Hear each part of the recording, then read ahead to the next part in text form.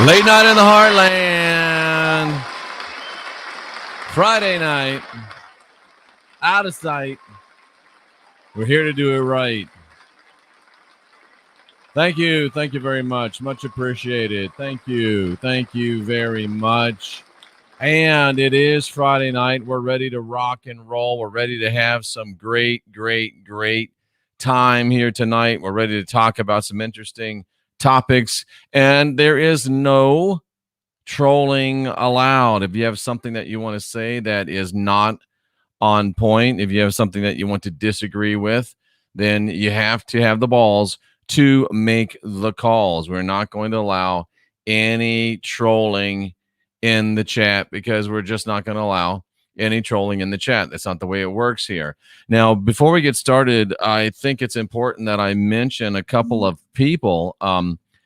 Chris Geo over at Beyond the Veil has put out in the last couple of days the best news, the best commentary on President Trump that I've seen anywhere other than this channel. And I did a commentary video on one of his videos earlier today. I hope you saw that. And he put out another one, which was absolutely brilliant. It's so nice to know that there's other people that get it besides me. Sometimes I think I'm the only one, but there are other people that get it besides me. And with that, I have to say, a person that I'm normally very critical of has come around and has encouraged Americans to vote for President Trump. That's Nite Beaver. I don't know how. I don't know why. I didn't listen to it myself. Cynthia did vet it. And it's true. Nite Beaver, though he is a Canadian, he has encouraged officially Americans to vote for President Trump. And it's significant because a lot of the people that helped Nite build his channel are very much critics of President Trump. So I give Nite Beaver a shout out for being brave enough to break from some of his handlers, if you will. And I don't really mean that literally, but some people that helped him build his channel and say no and come out with the truth. Renita says, I wanted to let you know that when you're talking to the guys about the Colorado fires, it dawned on me what you have been meaning when you say we're the last generation of real humans. It is a real thing. And thank you, Renita, that you heard that. Chris Geo and I do say a lot of the same things coming from different perspectives, but arriving at the same place. I would not go far as to say the Beaver gets it, but I would say that he did get it in this situation because most of what he teaches is just ridiculous foolishness. Let's be honest. Most of what he teaches is prophetic garbage from Jesuit shills. But he got this one right, and I'm quick to say when he gets it wrong, and I'm quick to say, well, at least I am saying he gets it right. I call him the nutty otter, but Nite Beaver gets it right. He says, vote for President Trump. And even a blind squirrel and evidently a blind beaver can find a nut now and again, ladies and gentlemen. Last night, I was searching for a question that I forgot, and I want to answer Ty Mann's question before we open the phone lines. He says, great job on the show. It's his favorite. His question is, can I address the syncretism of the New Age with Christian beliefs? Well, the New Age just basically adopts things that are Christian beliefs, like light language is nothing more than speaking in tongues. It's silliness. The event, nothing but the rapture. Again, silliness. Ty grew up a Southern Baptist and went militant atheist. He got into the New Age and ditched it. He found himself, realized he doesn't subscribe to any of it, but he notices now the syncretism of the New Age and Christianity. The New Age is just people that don't want to be limited to the Bible, trying to adopt Christianese to still say they're not Christian, but remain viable within the YouTube marketplace. I know that's a dim view, but it's also a true view. Ty says they're pretty much the same belief systems. They are the belief system. The modern New Age thought proclaims that there's powers outside ourselves, angels, demons, aliens, etc. They claim that we're born in a state of low vibes and must raise them, i.e. original sin and redemption. He's exactly right. They say that some people are star seeds, like a messianic type figure. They say there's an end coming for the third world. So many, many, many corollaries and analogies between New Age and Christianity. So New Age is really just a new cage for those people that have been caged by Christianity. Thank you for that call. I really appreciate it. Or thank you, Ty, for that question. And he's working, so he can't call. So that's why I said I would go ahead and answer his question. So we have just a few simple rules. We did have a great show earlier with Ken from C60, Purple Power. And we had Glenn Streeter, a very good call, a very good show. I hope that you'll watch that. And with that, the phone lines are open, 913-279-0831. And we want to remind you of the Super Pal chats. We are demonetized, so we don't get Super Chat. And even when you do get Super Chat, YouTube steals half of it. So the Super Pal chat's been created. Go to paypal.me/Jeffrey Daugherty. And your call will move to the front. And people just go from cage to cage, ladies and gentlemen. People get from cage to cage. Brandon thinks there's things that New Age get right. I don't agree, Brandon. And I don't agree specifically with the thing that you just mentioned, that being chakras. I think we're better off if we have them to get rid of them or to close them. Because if we do have chakras, the chakras were created by the rat bastard, the God of the Bible. So with that, the phone lines are officially open. You can call 913-279-0831. 913-279-0831. We're here till midnight Central Time. This is our last show of the week, so let's go out with a bang. It's Late Night in the Heartland, and you're live with Jeffrey Daugherty. Hey, Jeffrey, it's Daniel Allman. Daniel Allman, nice to put a voice with the name. I love your meme. And what do you got for me tonight? How you doing, sir? I was just wanting to talk about what you were saying when you and Ken was talking earlier. Yep. And I've been trying to think, what do you think about the liberals having a mental disorder? Because I don't think there's any other way to classify how they think. And I just can't wrap my mind around how people can act and think the way they do unless they're really are lost in the mind, or they're brainwashed, I would say. What do you think about that, Jeff? Well, now knowing what I know and understanding what I understand, I would have to say that those that are of the liberal persuasion, and there's some thinking liberals, very, very few of them, but some thinking liberals, they are, in regular terms, crazy, deranged. Yeah. But I would say technically what they are is very, very infected with Ingrams and in dire need of white Dianetic training. Absolutely.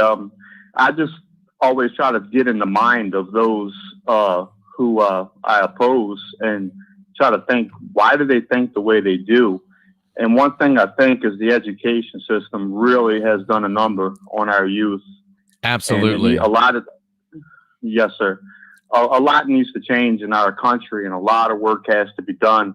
They tried to do that to my children, and I homeschooled them. Been doing it for 5 years. That's a great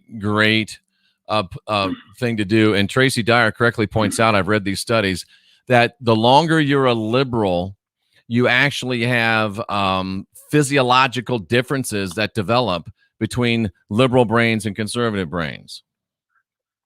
Wow, that's pretty interesting, Jeff. Wow. Yeah, it is, and there is evidence to suggest that very strongly. And again, I would say that the liberal mind has more Ingrams. Ingrams shut down your analytical process, which literally means you don't have as much room to think and reason. So conservatism does not tend to do that. So you literally have liberals walking around with half their brain tied behind their back. Right. It's just almost, these people act animalistic, almost like you can't reason with animals. Like, you can't even get anywhere with them at all. They're so far gone that it's amazing how people can really believe that what they're saying makes sense and that it's legitimately correct. I just can't get over it sometimes. But I just wanted to call in and let you know you're doing a good job, and thanks for taking my call, sir. See what Thanks, you had to say Daniel. about that. And one other thing, let me just finish with you on this. People can get so aberrated in their minds that they literally have almost none of their own mind left. And I think this might be one of the explanations for what NPCs are, what we call NPCs. They're just so aberrated. Non-player characters. They're so aberrated and so re-stimulated that they're not even of their own mind anymore. They're so far gone, as Matthew Garvin says, that they literally are not individual human entities anymore. That's got to be the only logical explanation that we can really come up with. I think I've thought about that myself. I just wanted to see maybe if you thought the same kind of way, that it's just really no logical explanation on how these people can think the way they do and just act like that. It's amazing to see how, and it's just getting worse and worse. And I really pray that, I guess to, my higher self, that Trump takes this election for the best of the country and us. I really do. But absolutely, you, and I hope that you're right, and I think you are. Thank you for calling in, Daniel. I really appreciate it. And a good hearty rebel yell to you from one rebel to another. Very, very good call. Way to get things started. I appreciate it. Joe Sapien saying that he tried the C60 within one day. He noticed differences. He's questioning, could it be that effective within one day? Most people, it takes about a week, but I'm one of those people like you, Joe. As soon as I took my first dose of C60, I knew that I could actually feel the product working within me very, very quickly, and I would say almost immediately. So great call from Daniel Allman. I really appreciate it. And the lines are open again. Still, it's 913-279-0831. 913-279-0831. And Tracy sent something earlier that I've never heard. And this is not something she's endorsing. It's just something that I'll throw out there for discussion purposes. And this is copy and pasted from somewhere. I don't know where. It says that man has gone through 3 planetary earthly incarnations or aeons before Earth and is going through 3 after Earth before we finish the complete development cycle. The 7 Earth incarnations are called Saturn, Sun, Moon, Earth, Jupiter, Venus, and end with Vulcan. We're not saying this is true. It's saying that it's interesting, and it's something that I think would bear some discussion. So if you have any, thoughts on that, feel free to chime in. I think it's very interesting. I think it's something that, it's always good to have things to ponder and to keep your mind open and to keep your mind with some elasticity, where you don't get to a place where you think you know everything and you can't even think outside of a particular box. I want to try to. I'm not gonna play this, but Phoebe sent me in something. It's about a guy that does reverse speech, and this was done back in the early. This was done in late 2015. It was done on all the Republican candidates. This person was doing reverse speech on them, listening to what they say, forward speech, and then I'm actually listening to what they say in reverse speech. And I'll see if has done reverse speech. And I'm not sure if you know that much about it, but reverse speech is where they'll take a recording of someone's voice, and that's their conscious speech. But when you reverse it, you can actually pick out words and phrases that from the reverse of it, which tends to come from the subconscious. Wow. And your subconscious cannot lie. And after listening to a series of reverse speech analysis of all the presidential candidates, almost without exception, except for Trump, they're all basically lying. They have underlying agendas. They say one thing, they actually mean something else.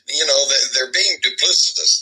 But when Donald Trump, when you play his reverse, his subconscious comes through. It shows that this guy's on the level. He really does want to do what's in the best interest of the United States. So I got to tell you, Richie, I've been very, very cautious and leery about Trump, but I am kind of changing my attitude a little bit. So that was from 2015, obviously from a radio show. And all I can say is, wow, ladies and gentlemen. I mean, we know that what President Trump has done, and yet people still want to question him. People still want to not believe him, and people still want to suggest that he's part of the problem and not part of the solution. We've got testimony like that. We've got testimony from the World Monetary Fund, the very heart of the global system itself, the New World Order, saying that Donald Trump has stopped globalism in its tracks. They say temporarily, but they're only saying it's temporary because they are advocating that Joe Biden be elected. The fact of the matter is, folks, it doesn't care what you think about Donald Trump. Doesn't care what you think you know about Donald Trump. He has been proven now 4 years to be part of the solution. And Chris Gio from Beyond the Veil is suggesting, I think Naughty Beaver suggested this as well, that it goes just beyond the 3D, that President Trump is actually helping to initiate and strengthen and continue the high road timeline, if you will. There's a Trump timeline that leads to peace and prosperity, and there is a virus timeline, in the words of Chris Gio, that leads to ruin and destruction. And I have to remind you, it's so interesting to me that the virus timeline, and I really like that phraseology because it just fits. The virus timeline is war, famine, pestilence, unrest, all the things that Christian prophecy says is coming, all the things that evangelical Bible prophecy, eschatology says is happening. And if you're a Christian, you have to ask yourself, why does Christianity line up with the Biden timeline? Why does Christianity line up with the virus timeline? And we know that there is a Trump timeline. We know that there is a winner's timeline, and it's antithetical to what Christianity teaches. So you have to ask yourself, why is Christianity in line with communism? Why is Christianity in line with Marxism? Why is Christianity in line with the Antifa? Why is Christianity in line with Black Lives Matter, BLM? Why is Christianity in line with the virus if it's not a part of the virus? That's what I've been telling you since 2017, and other people are beginning now to tell you the same thing, ladies and gentlemen. People are beginning to tell you the same thing. Red Falcon is ahead of us. He says Trump 2024. And if you ever listen to the Hodge twins, yeah, I like those guys. I know they're kind of silly, but I like those guys. Joe Sapien asks, is this the NPC thing built in? He doesn't think so. It's like a frog slowly boiled. At first, people feel safe in a groove. Subsequently, they feel strong when assimilated into a peer group. I think you're right. I think it is over time. I think it is subtle, and I think it means it takes a while to get it done. Kirsten also reminds us that conformity is a choice. There's no doubt about it.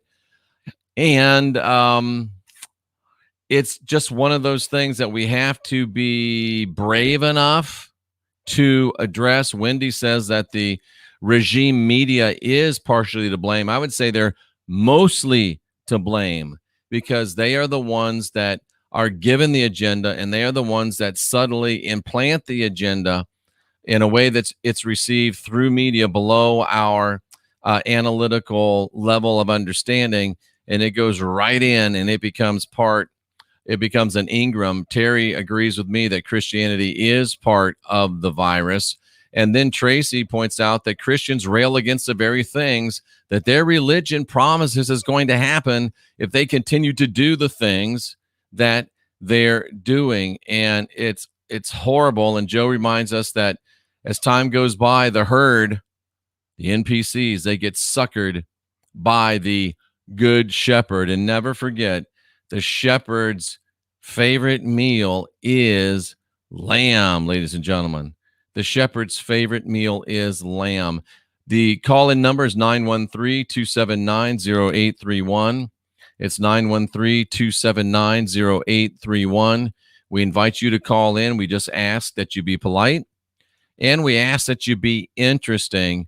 And since we do have a lot of people calling in, we do also ask that you be on point, and you be very straight to your point when you do call in. When you call in, you're going to hear, "Thank you for calling the Christian Whistleblower." Just hit the 0.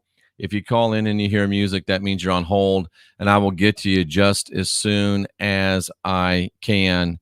And it's much appreciated, every single one that calls in. This is something I wanted to read because you know that I'm very typically very hard on the transsexual agenda, but this doesn't mean that I am hard on transsexual individuals. I'm hard on the agenda that is a militant agenda, and I'm hard on people that push that militant agenda. But I got a letter from a person that is a transsexual. I won't read their name because I don't know that they want me to put their name, but it says, "Jeff, I really love your show, and my reason for texting is that I am a post-op transsexual male to female. I, like you, am horrified with children being coaxed into sex change. I see this as an attack on the family unit and the normalizing of pedophilia," says this male to female transsexual. And we'll get right back to her letter after I answer this call. It's late night in the Heartland, and you're live with Jeffrey Daugherty. Jeffrey. Yes. Wow, I can't believe I actually got through. You got through. How about that? We're glad to have you here. What's on your mind? It's pretty cool. Happy to speak to you. This is your subscriber, Brian Roy. Oh, yes. Very nice to hear from you. It's always great to put a voice with the names that I see. What's on your mind, my friend? Absolutely, no problem. Just happy to call in and make a quick couple comments. First of all, like I said, no questions I have to ask tonight, just a couple comments. Okay. A couple of years ago, I was driving through my way home for work, and I was looking at the clouds and driving home, and I already experienced this for about a couple of years, noticing that they were quite low. Yeah, Cynthia says the same thing. Absolutely, I know. And you were at that point at that show making a commentary about you had a friend that she was on the beach and she had noticed they were low and it made her cry, and you're kind of pointing that out as well. Right. And it was the same time I was driving home and I was looking at the clouds thinking, oh my gosh, they are so much lower than I normally experienced through my whole life. So that's pretty cool. Why do you think it is? Why do I think what is? That the clouds are so low now. I can't explain why. It's me either. It's unnatural for me. Yeah, I know. But it was something I've been a long time sky watcher and cloud follower and whatnot. But it was quite clear to me, and it was just pretty cool that I had some kind of confirmation that I was not the only person experiencing that. So it was pretty cool. And now, have you, being a longtime sky watcher, have you seen phenomena that we would describe as a UFO? Many times. I don't really want to get into that right now, but I've seen many things that I cannot explain for sure. Absolutely. Gotcha. Since I was a young child. Well, what else did you want to share with us? Well, yeah, I don't want to get to the whole UFO phenomenon because I don't necessarily believe in that anymore. Right. Anyway, I've seen many things I cannot explain, and that is what it is. So the next point is, to keep this short, is my journey to this geocentric model. The geocentric model, yes. And for those that don't know, geocentric means that the Earth is the center and the sun revolves around it. I'm greatly simplifying it. Heliocentric is what we're used to, the Earth revolving around the sun. So please tell us about your journey to the geocentric model. Well, yeah, I've been, I've done my own research through my whole life. I'm 40 now, and I've gone through a lot of experiences, mainly since about 20 to get to this point. But I had all the pieces of the puzzle just the puzzle didn't connect. But then you had said something, you're going to have somebody in your show that was going to talk about it, but YouTube was censoring it. And then all of a sudden, Dave Weiss came on your show at some point, and he said a bunch of stuff. It was kind of interesting. And I was kind of interested in, I kind of brought some things in or whatever, but it was Tracy Dyer that said something about how Polaris, all the stars rotate around that. So that was an immediate thing for me to accept and understand. And then I kind of built up upon that. I mean, upon that point, I was already studying the stars and the moon and whatever. I bought the Nikon P1000. I was already doing all that kind of stuff. Yeah, me too. Whatever. Yeah, of course we all were. Not we all were, but I started researching whatever. Yep. But, yeah, so that was really interesting. And, many other people on your channel said that kind of stuff. And, yeah, so it was really interesting, but doing all the work I could and research on my own.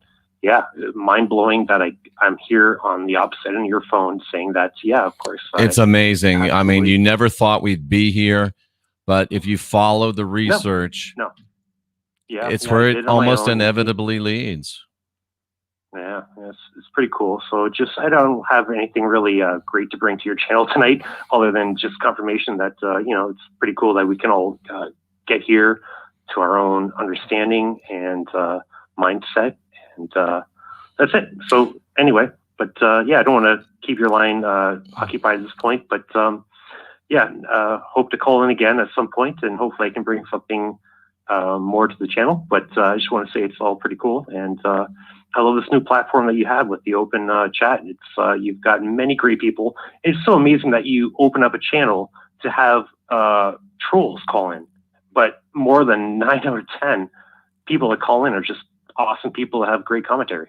So. Absolutely. It is a home run, and you've contributed to that tonight. Yeah. Thanks so much for calling in. I hope I hear from you again.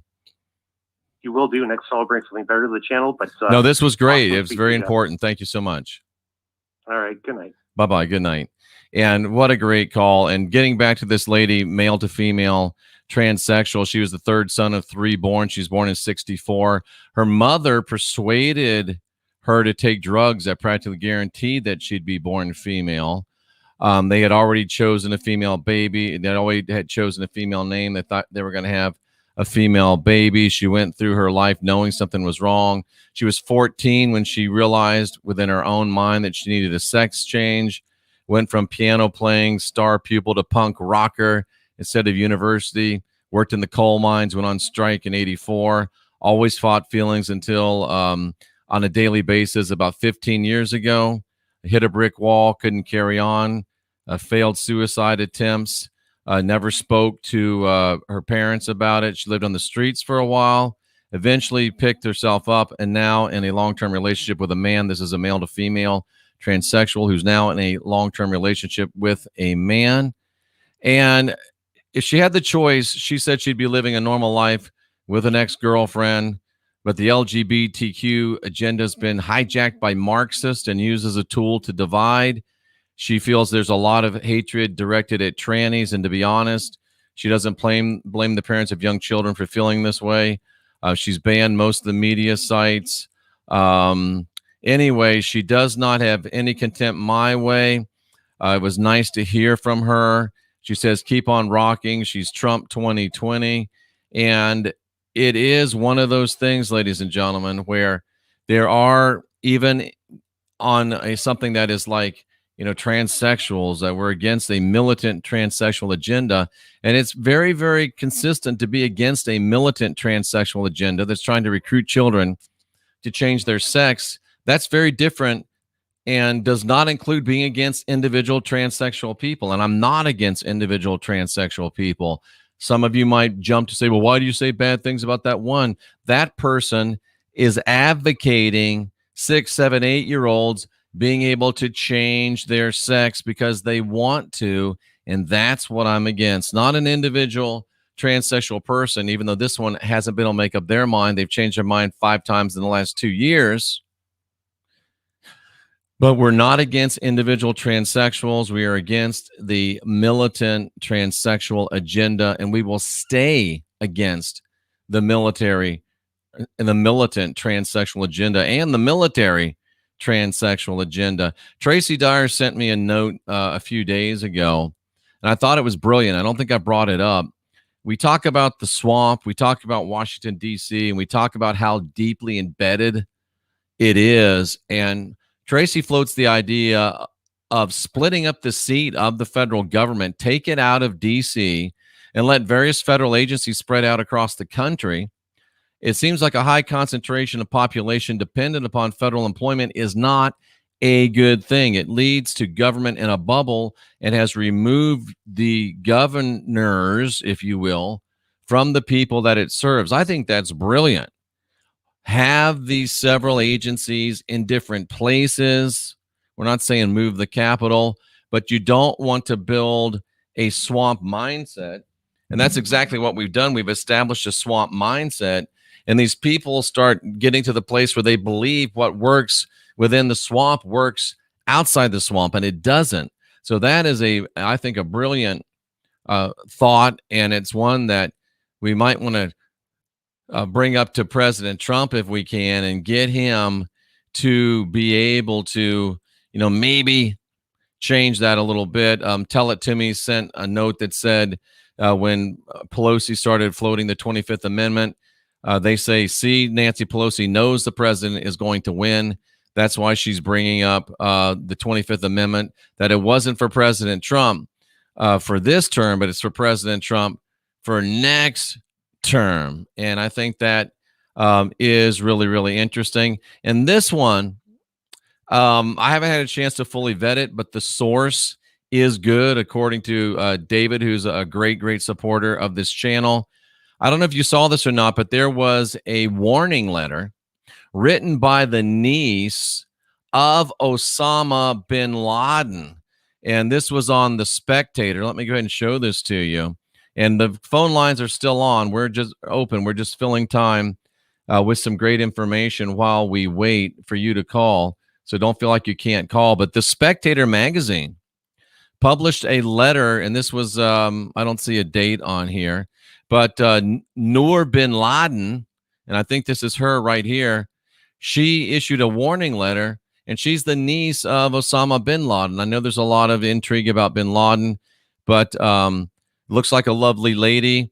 And she basically says that, dear America, she's talking about our founding fathers. And for the first time, with the ratification of your Declaration of Independence, mankind is given an unmatched societal ideal. And that's so true. We have so many people today that want to discredit America and despise America and say it's not true and it was built on faulty perceptions. That's not true. The great ideals that our founding fathers came up with are just that. And she says, with your Constitution, the founders sealed God-given rights and protected them by instituting a limited form of self-government along with a robust justice system. The only problem is we've allowed the swamp creatures to almost permanently embed themselves by getting money from people that want to sway their votes and then delivering pork to their people with that same money. So that's the problem. And right now, she is encouraging us to preserve our heritage, to be champions of our own liberty. She's deeply disturbed by the gratuitous violence and the burnings on the street. She's distressed by the erosion at all levels of the Bill of Rights. She asks, how do we get to this point? She says, thankfully, the Constitution is still there. And since President Trump's victory, these nefarious forces have done everything in their power to stop him from reversing the past administration's destructive policies. So basically what she's saying is in 3.5 years, President Trump has been able, with Trump at the helm, America has a chance to restore the principles, pride, and independence and truly place in the world as a beacon of liberty and hope for all. We'll get back to that. Thank you for calling Late Night in the Heartland. You're live with Jeffrey Daugherty. Hey, Jeff. How you doing, buddy? I am doing fantastic. Thanks for calling, and tell us what's on your mind tonight. Okay. I've been going down a really big rabbit hole. Do you know about the CNP, the Council of National Policy? I do not know about the CNP. Enlighten me, please. Supposedly they're behind all these fake Christian grifters. I don't know the term to use on your show. The tribe. They're the Limish folks. They're Limish first. Okay, gotcha. They're Limish first grifters that are literally they're literally deceiving all of these good meaning Christian folk into these grifts and getting them to spend their money. And it goes deeper than that. Do you know about Lacer Kel Pine? No. You do not. I do not. Supposedly, they're the Bilderberg of the CNP. They call them the hooded ones. Interesting. All of this stuff is talked about. And do you know about David Teacher? I don't. I'm striking out with this line of thought. David Teacher, Rogue Agents. He talks about. Is it teacher like Sunday school teacher, David Teacher? Yes, okay. David Teacher. I wonder if that's a real name or if he's just David the Teacher. But anyway, I'm sorry. Well, he wrote a book called David Teacher, Rogue Agents. And okay. You can literally Google search him. He talks about Lacer Kel Pine, like they are the Bilderberg of the Christian right. Like they are but they ultimately they redirect their movement towards the tribe. Right. Towards the Limish / Zionistic aims. Well, I'm allowed to talk about, am I allowed to talk about companies like BlackRock? Oh, yes, absolutely. Yeah, well, there are a bunch of investors funded in BlackRock, Moderna. A lot of people like to tie Trump into this stuff. And it's like, not really. I don't know. I'm a Trump supporter. So thank you so much. I hope you'll go out and vote on November 3rd, as I'm sure you will. Well, I'm voting tomorrow. Perfect. Yeah. Well, I just want to throw that out there. I will look these up. I'm going to look at the CNP, the hooded ones, David Teacher. I'm going to educate myself on that. And there's, I usually know a lot of stuff, but this I don't know. And I look forward to getting into it. And thanks for bringing it up to me. Is there anything else you had to drop on us?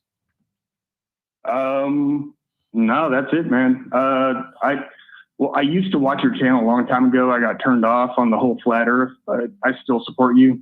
And well, don't let that stop you. And I appreciate you coming back and taking a look. You're a gentleman and a scholar. There's too few of us left, so keep it coming. All right. Thanks. Thank you so much. I really appreciate that. That's a good call. And I don't know about those things. And I'm going to find out about those things because they sound fascinating. And back to Noor bin Laden. This is from September 20th of this year. She says, with President Trump at the helm, America does have a chance to restore the principles, pride, and independence. And to her, that's what Make America Great means. All of these achievements, Ms. bin Laden says, will be torpedoed with a Biden-Harris presidency. And make no mistake, America, she says, you're under attack. Supported by fake news and violent Marxist groups such as Antifa and BLM, they've pushed through their agenda with fear-mongering, hypocrisy, lies, and destruction, which reminds me of Christianity, and for one motive only, for power. The escalation of the past 4 years is your preview of what to expect should we lose.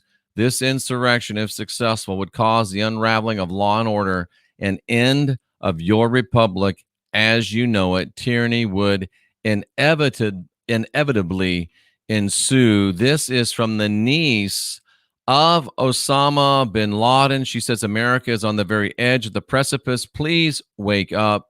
Please stay the course. Please vote for Donald Trump and safeguard civilization from collapse, which will happen if President Trump loses. And it's signed your fellow patriot, Noor bin Laden. Wow.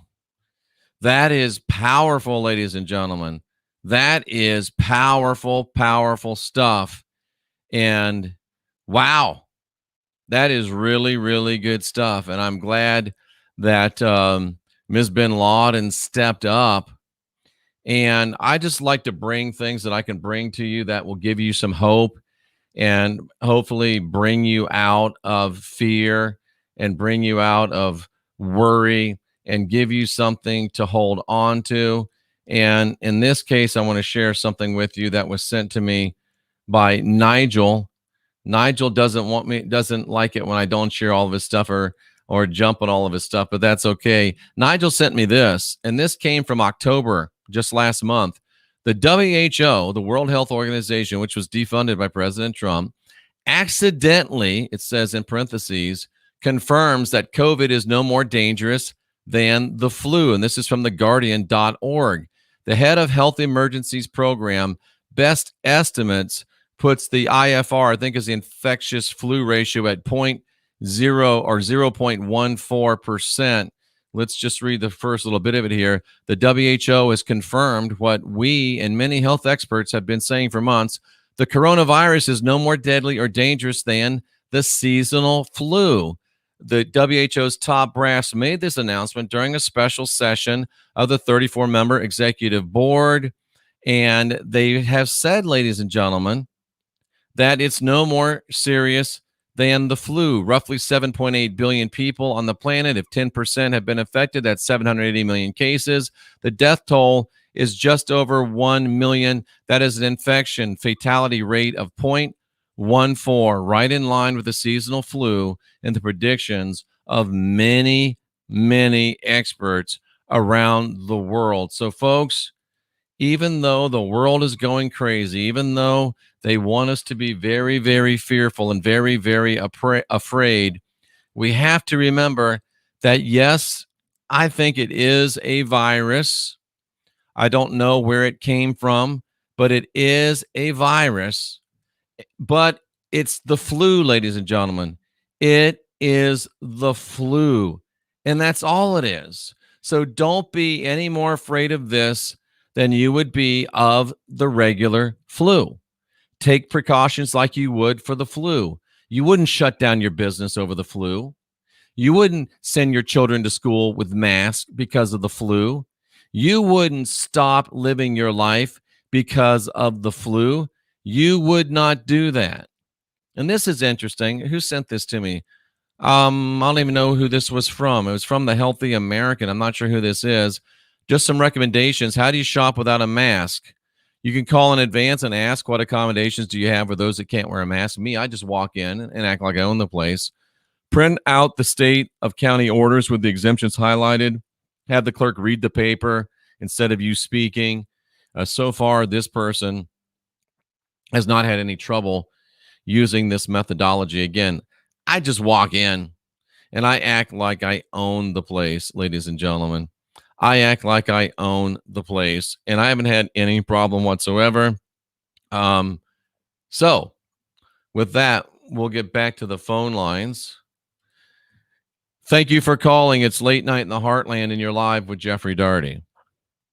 Hey, it's Joe. Hi, again. Joe. I got a question and food for thought. Okay, why don't you give us the thought first, if that's okay, and then we'll answer the question, unless it needs to be in a particular order. So the food for thought is, since the Constitution has set down the boundaries that nobody should cross, the boundaries being the Bill of Rights, with that as the food for thought, comes the question, if I were someone who would get around that, if I was someone who would take advantage of loopholes, blind spots? How would I get around the government stated facts that people have naturally? I would find some gaslighting methods, or I would use like a corporation like Facebook, Google, etc. to undermine those the Bill of Rights. Absolutely, Joe. I think you've hit it directly on the head. Because when you get involved with these corporations that you've spoken and you become cognizant of the billions and billions of dollars that they're able to command, and not only that, but the millions and millions of people, maybe even to the billions that they're able to marshal towards specific agendas, then the people that want to be elected, the people that want to be in power, are motivated to look the other way as people do violate the most sacrosanct laws and rules, the Bill of Rights, the Constitution. So good people suffer when a privileged class is enabled by money and by power and by greed to be given carte blanche to trample on the Constitution and the Bill of Rights and the rule of law in our country. Joe, I think that's a brilliant statement. And I don't know if I gave you a brilliant answer, but it's, again, something for us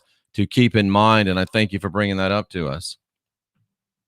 Yeah, I want to continue on for a brief moment before I go away for someone else.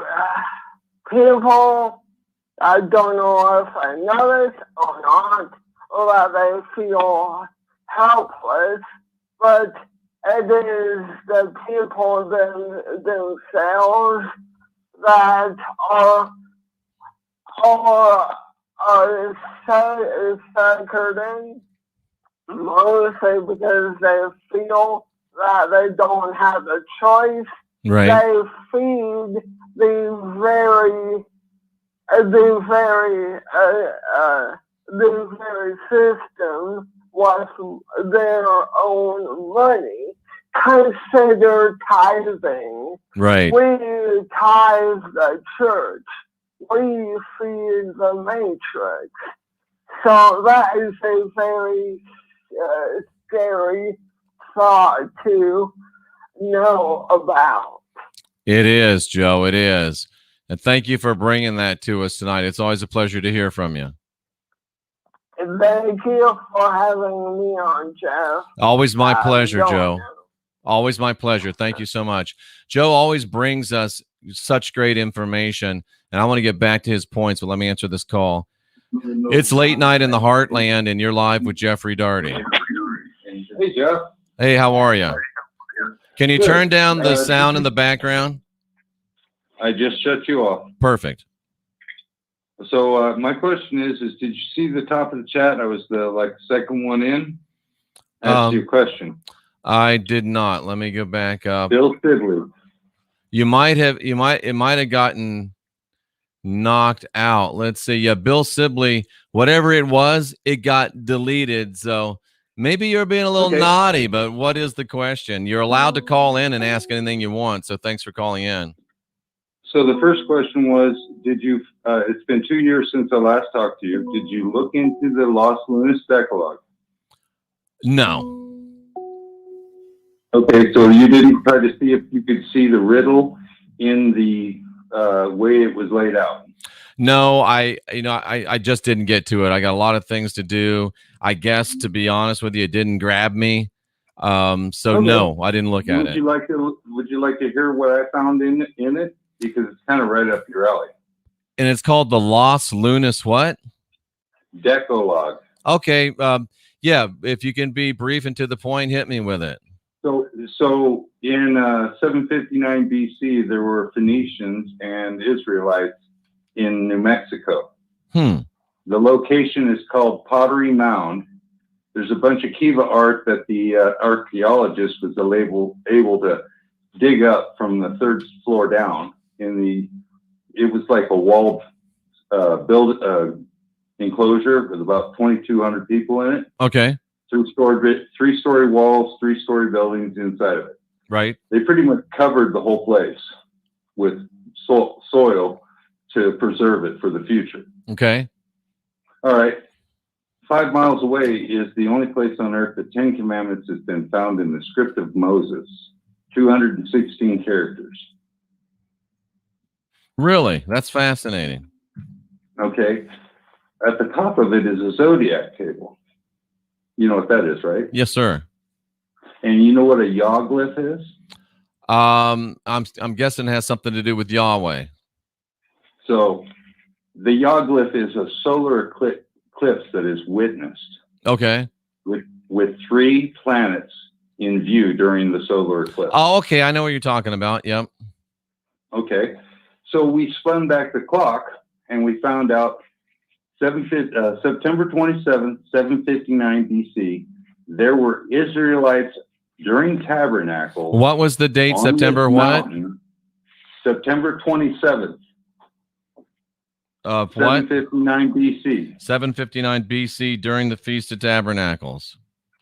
During the Feast of Tabernacles, they witnessed. Which I used to solar celebrate, eclipse. by the way.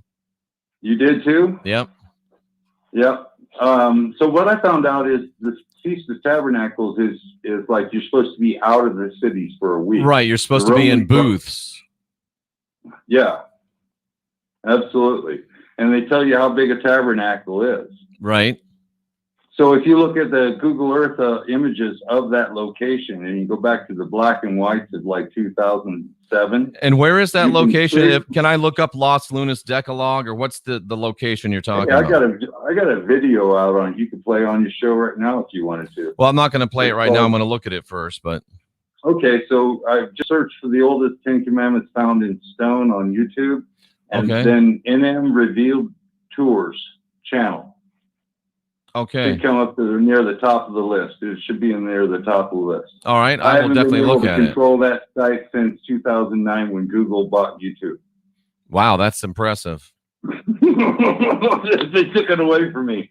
I had a website. I had a email account, and then I got pulled over by the white men, and they told me not to play with it anymore until the immigrants were flooding the land. I figured that was 5 years ago. Wow. So I will definitely check that out. The oldest 10 Commandments found in stone. And yeah, now when you're looking at the text, it's full of errors, but look at those errors as actually clues towards a riddle. Okay. Okay. Yeah. So and if you figure it out, you should be able to plot how the 10 Commandments was put on a single tablet. I will look at it. It sounds fascinating. Do you have anything else to drop on me right now? Other than my belief that there are 3 goals. You have hell and heaven, hell being the plane of lost souls that you're born into with original sin, heaven being you're in the corporeal body with the spiritual creator who watches all of the soul's lives. Every soul that's reborn, he's going for inheritance, the 3rd goal.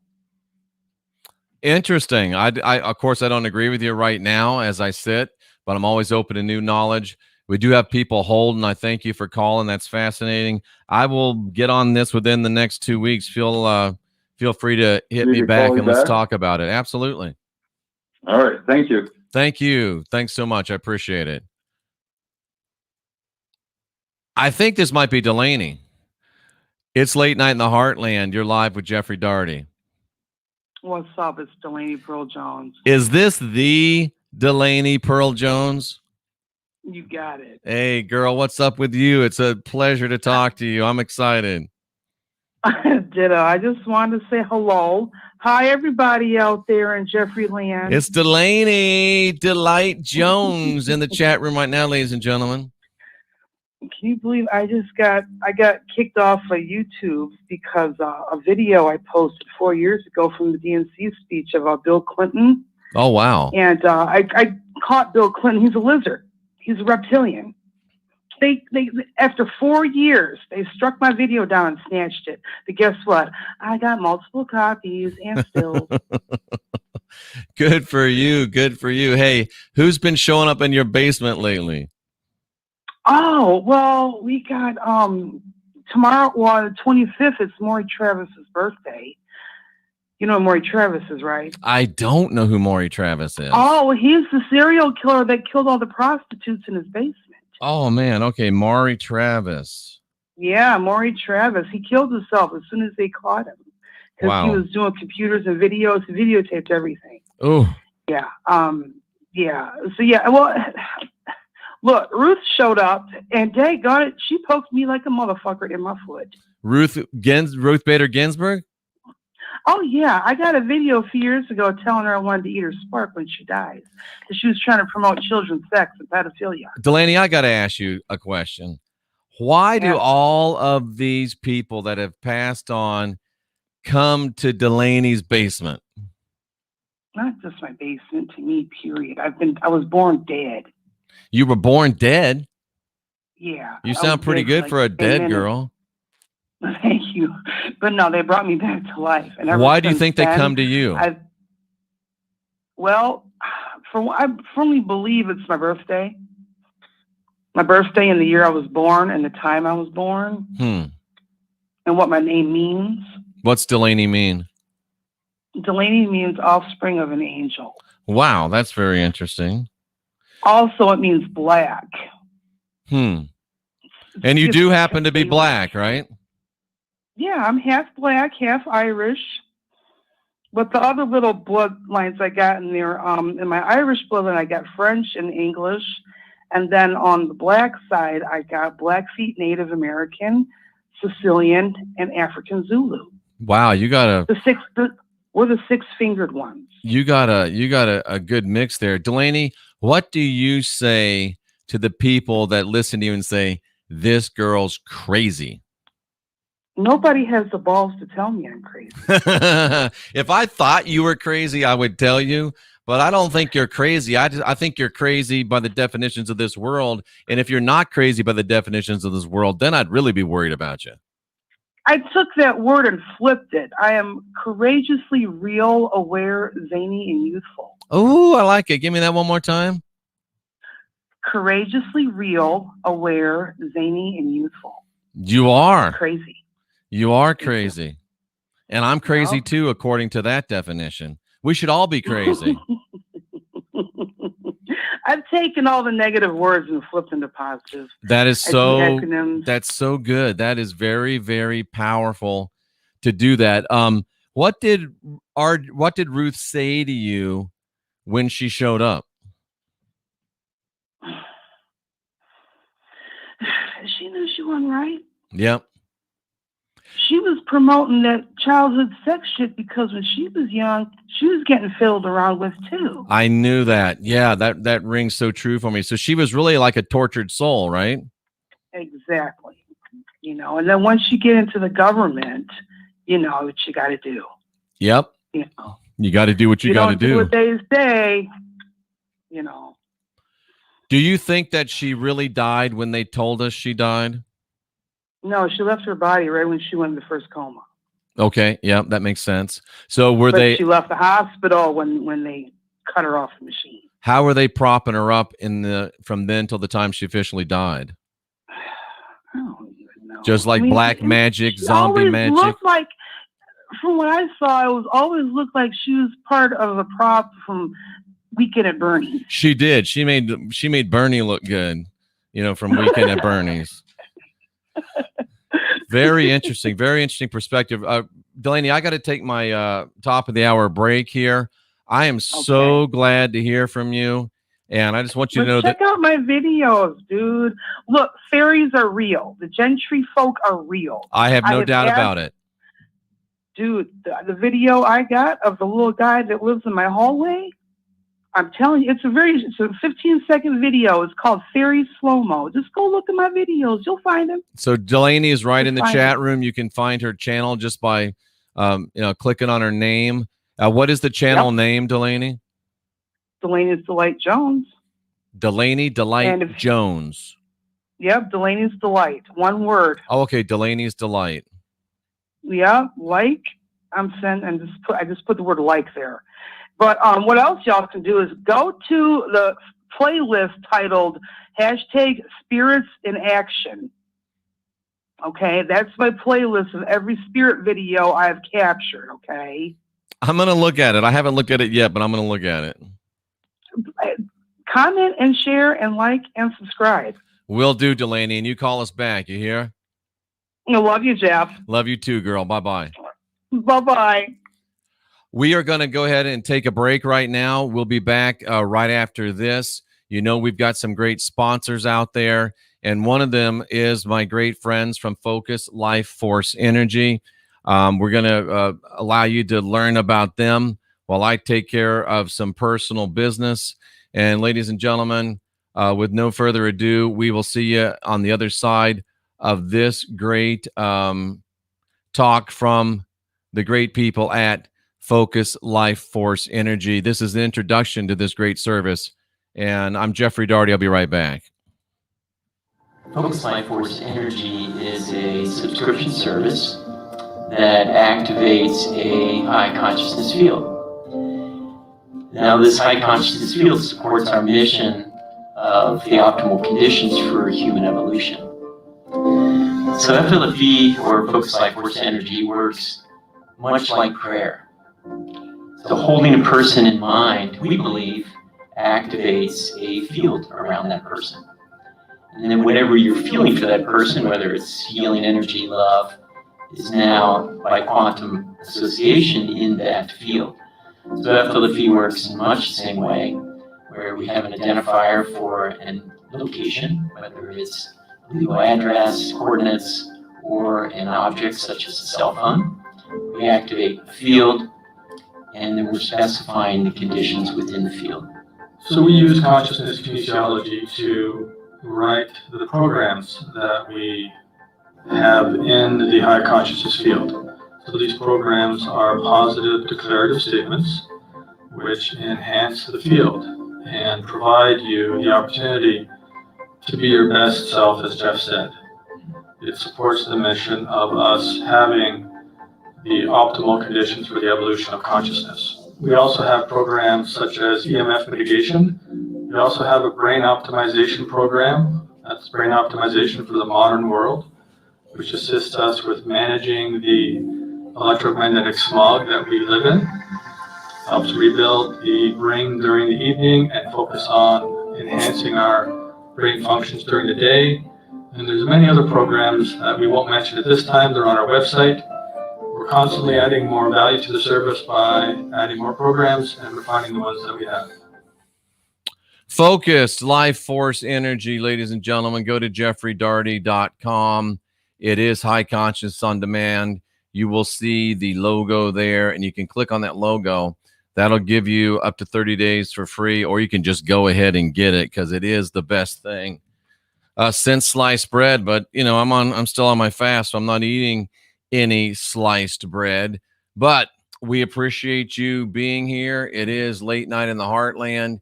This is the last night of our broadcast week. We take Saturday night and Sunday night off, but we'll be back again Monday at 10 p.m. And ladies and gentlemen, the phone lines are open once again. It's 913-279-0831, 913-279-0831. Great to hear from Delaney's Delight. Delaney's been a long time listener, had a lot of interaction with her over the years, and her channel is Delaney's Delight, all one space Jones. And yeah, we don't eat bread, Brandon, because we know what's going on with bread. And that's talking about her channel, Delaney's channel on YouTube, ladies and gentlemen. But check it out. I think she's right that the gentry folk are real. And somebody sent me this a while back. It's very interesting. Peter Woolen said that He's talking about that people run a script and play out a role, and that there's an evil agenda where the plan will be to kill large numbers of the world population. He thinks of John Dee and Sir Francis Bacon, and that they had interdimensional entities, and they agreed to help Dee in return for mass human genocide. He asked, what are my thoughts? You know, I don't know those people, but I wouldn't put anything past those type of people. It's just absolutely crazy, the things that they do and try to do. And I mean, that kind of tracks. I would not say, no, you're completely wrong.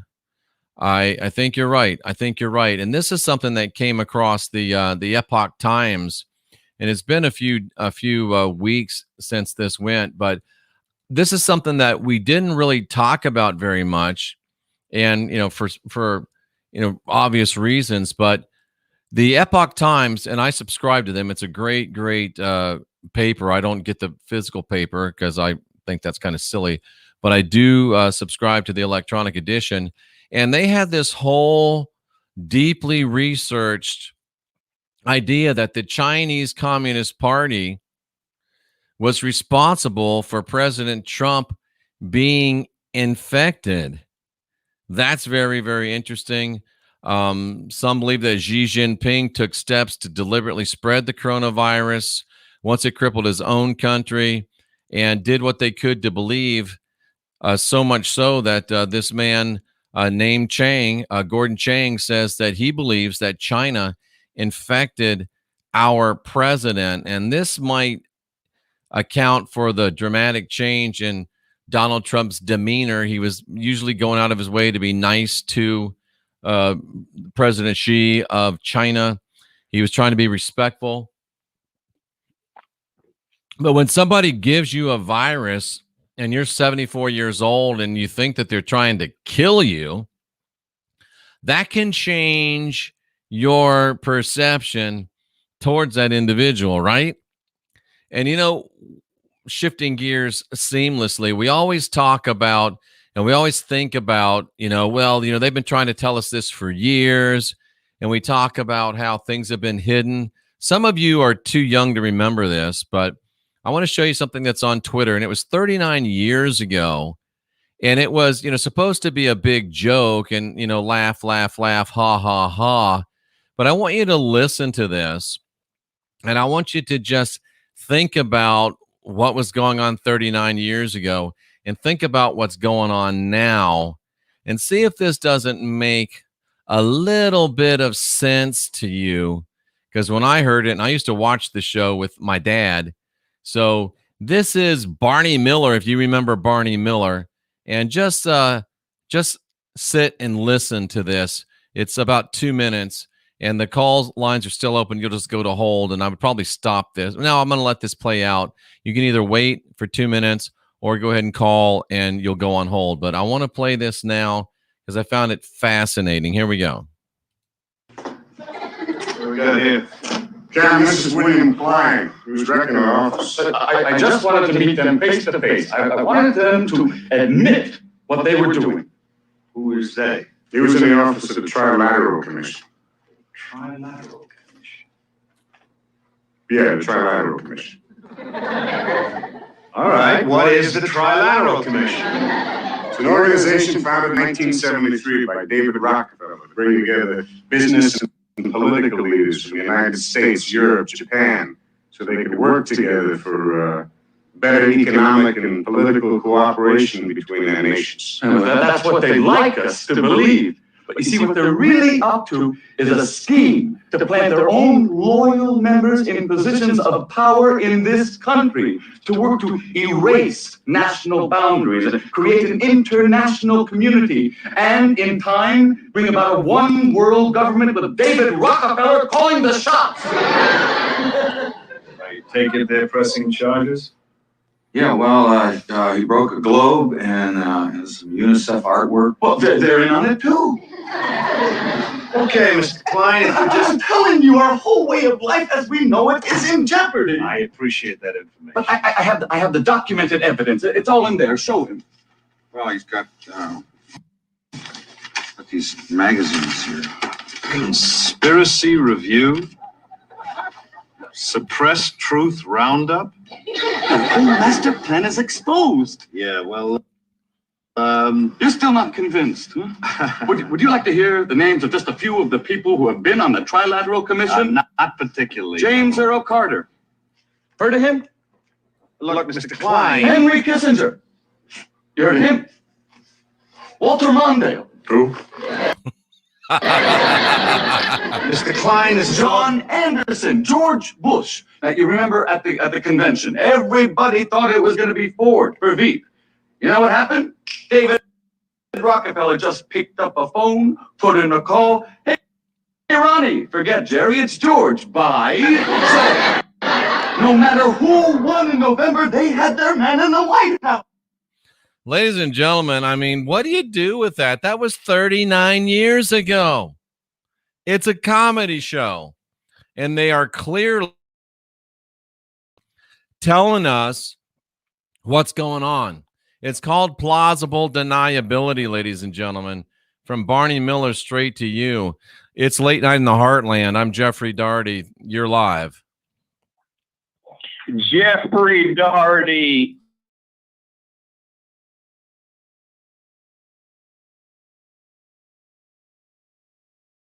I am doing great. What's on your mind? Hey, listen, I was watching this presidential debate the other night, and I could not help but notice that Joe Biden seemed to really be struggling. And I thought to myself, why in the world would he choose to throw his hat in the ring? Then it dawned on me, he didn't have a choice.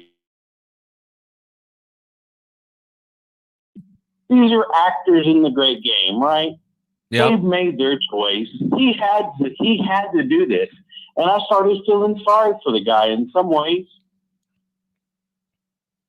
As he was stumbling over.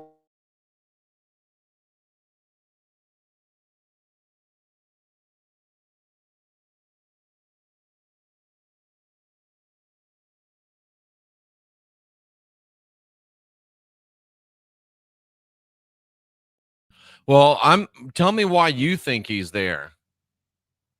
Well, I think he's there because he had, long ago, he made a decision to go down that road. Right. And for whatever reason, he's having to play this part.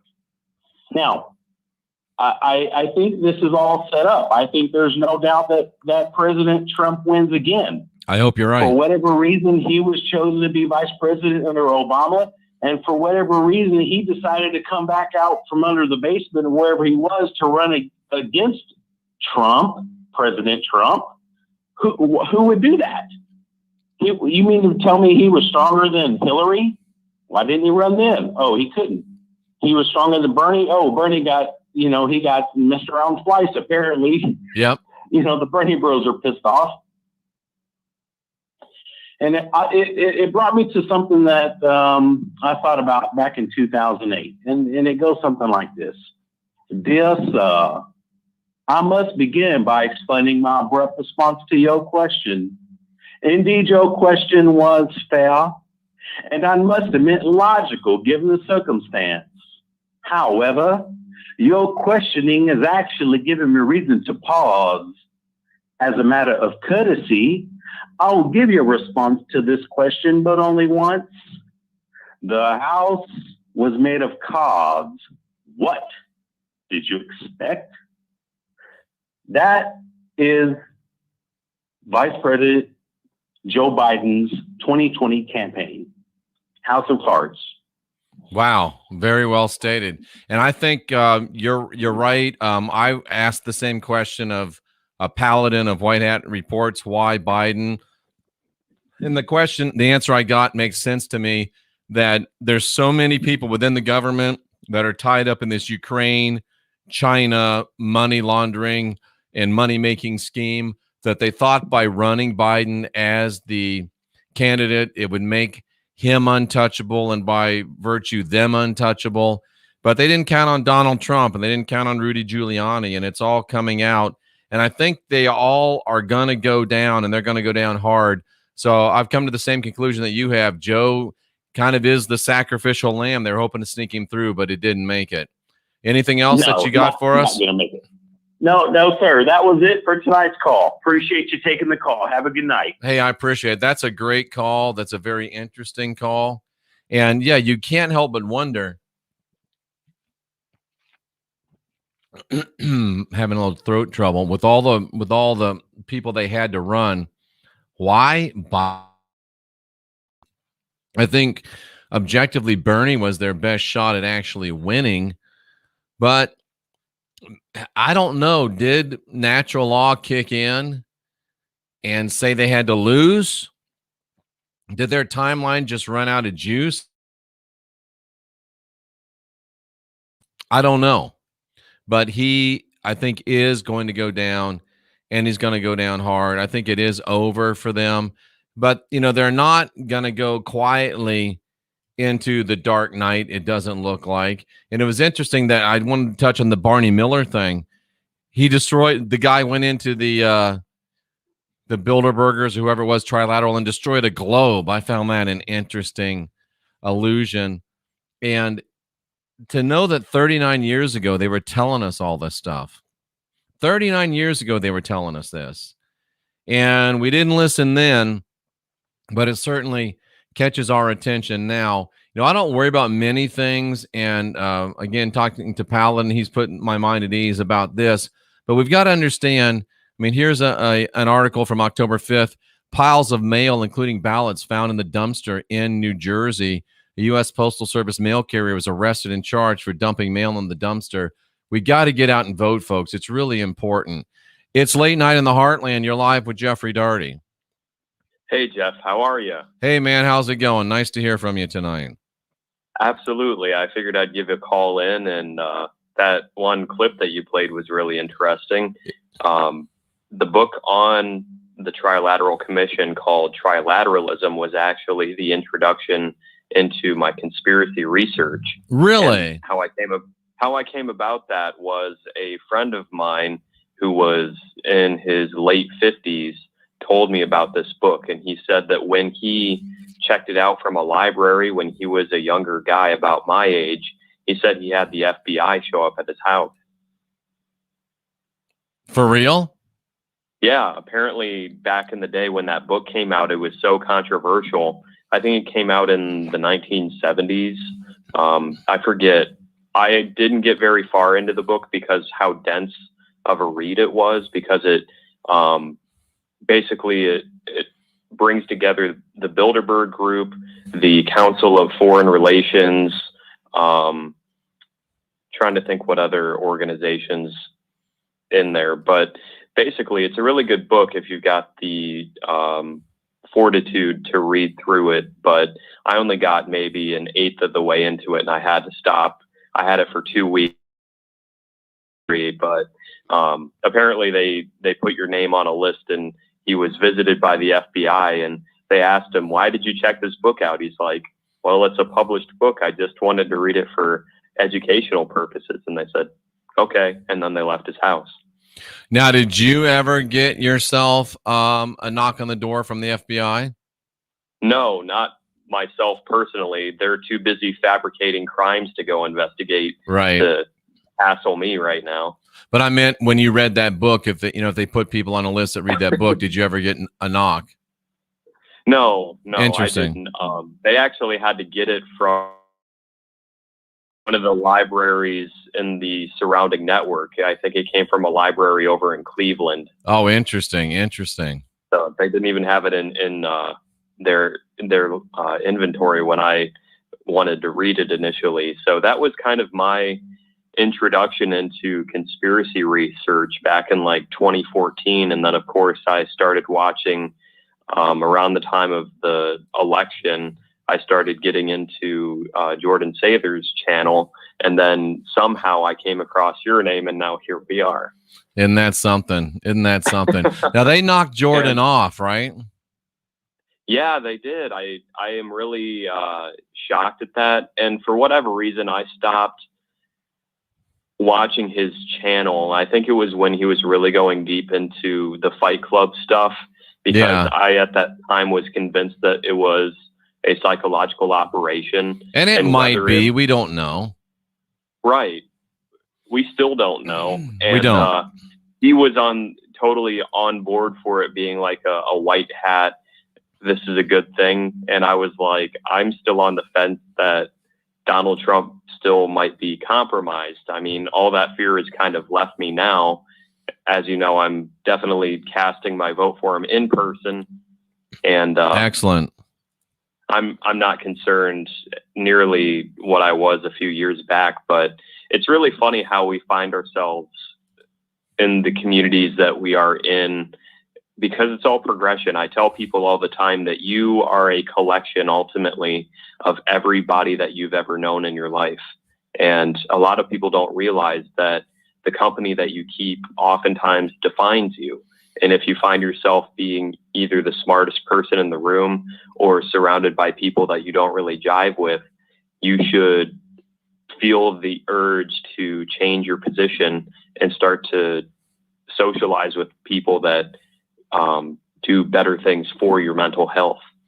Absolutely. And, you know, I've instinctively always done that. Even when I was a younger kid, I was always trying to hang out with the smarter people, always trying to hang out, you know, with more successful, you know, ministers, more successful preachers, and asking them, what are they reading? What are they doing? And it's always, for me, it's not that hard to be the dumbest guy in the room. But when you find yourself having to be the smartest guy or girl in the room, that's when you better check yourself, because you're about to wreck yourself. You can't allow your ego to put you in places where you are constantly superior, because you'll never learn anything. So get your ego under control, make it your servant, not your master, and put yourself in a position where you can learn from other people. And the easiest way to do that is be with people that are smarter than you. That's, you know, this chat room is a great opportunity for me to do that. So it's just awesome. Absolutely. It's just awesome. Robert Page, I'm going to answer your question in a second, but those are the kind of questions that you have to call in if you want to ask more than just putting out one time. I was going to say, I always found myself gravitating toward surrounding myself with people that were older than myself. And unfortunately, when you get into that territory, I'm still considered young now in my late 20s. But when I was like coming up on being 18, 19 years old, I was hanging out with people that were my age now. And a lot of times I would have points that I would want to bring up and people wouldn't take me seriously.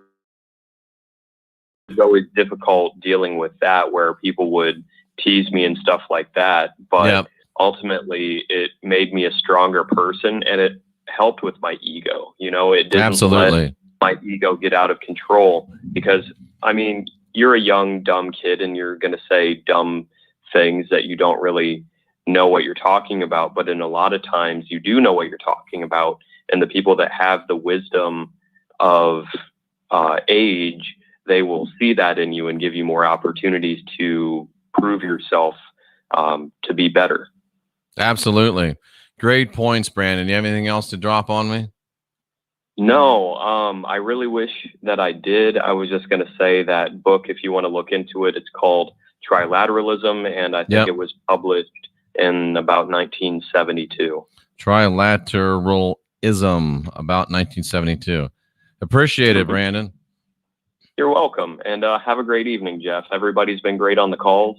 Sounds like the C60 is really working for Joe Sapiens, too. And that's good to hear, because it is a great product. Brandon, appreciate you always. Yeah. Thanks, Jeff. Yep. Take care. And Robert asked a question in the chat room that kind of is sad in a way, because we don't know, and it's not Robert's fault. He probably is a product of public school, and they don't want us to know these things. And Robert asks, why does our vote matter if it's the electoral votes that determine the elections? Well, here's how it works. There's 50 states in the United States, obviously. And per population, or in accordance to population, each state is given a certain number of electoral votes. So what happens is, when your state votes for one candidate or the other, that candidate, generally speaking, gets your state's electoral votes. So you are voting in your state, And your vote in your state determines where the electoral votes of your state go.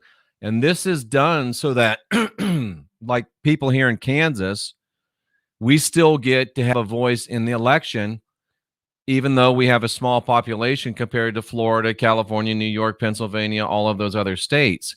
So the electoral votes of the state of Kansas are determined by the citizens of the state of Kansas. And all of the citizens make their votes, and then the electors are bound by those votes to go in the electoral college and vote the will of the people of their state. This is why the Democrats want to get rid of the electoral college. And anybody that tells you they want to get rid of the electoral college does not believe in a representative republic. They don't believe in the American way, because the American way is not ever meant to be the most votes win. It's not a democracy. It's a representational republic. And it's that way because you don't want California, New York, Florida, and Texas to be able to determine what happens to the rest of the nation, because it's not one nation. You hear what I say? It's not one nation. It's 50 several sovereign states joining together in a confederation to make up that nation. And if the several states' will is not expressed through the electoral college, then you don't have a United States. You've got a United States of America that dictates from the extremes for everyone. So that's why your vote is very, very important, because your vote determines what your state electors that go to the electoral college vote. So your votes do count, and they count very, very much. So don't allow yourself to be too woke to vote.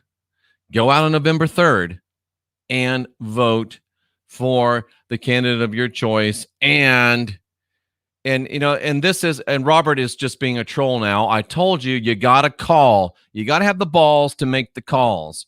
But I'll answer it because I'm still on it. So back when Gore won the popular vote, but Bush won the electoral, first of all, I don't even know if that's true. That's hearsay. That's not true. Like, oh, Hillary won the popular vote. No, Hillary did not actually win the popular vote. That's just hearsay again. But Robert, I just explained to you why. Yes, that's okay.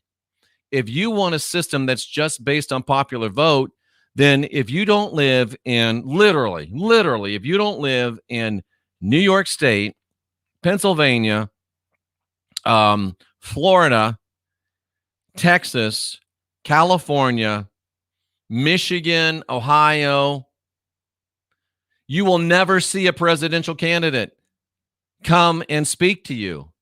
Because if they can win all of the population of those states, they don't give a shit what the rest of the country thinks about.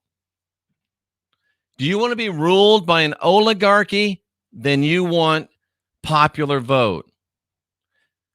And I thought that you were of a good mind, but now I'm beginning to think that you're just a mind-numb liberal that doesn't want to think. That's why our forefathers set it up this way, ladies and gentlemen. That's why they set it up this way. Because now people in Kansas and Arkansas and Oklahoma and Iowa and Wyoming and Wisconsin and Alabama and Arizona and Connecticut, they get a say in who is the president of the United States. Well, that's not fair. That's why there's the House of Representatives. The House of Representatives, you get more votes in the House of Representatives if you're a bigger state. The Senate doesn't matter if it's Connecticut or if it's Texas. You got 2 senators, one of each party. They set it up with great forethought, and some would even say divine forethought. And I think that is very, very possible, ladies and gentlemen. Somebody says, I think the states should govern themselves. Well, A&R Reed, that's the way it's supposed to be. That's why my forefathers decided to secede from the Union and fight for the rights of the individual and sovereign states. Didn't go the way we wanted it to. Didn't go the way we wanted it to, but all states matter. And I agree with PCG Terry. Vote Trump. And if you want to, be contrary, you're not allowed to be contrary in the chat room.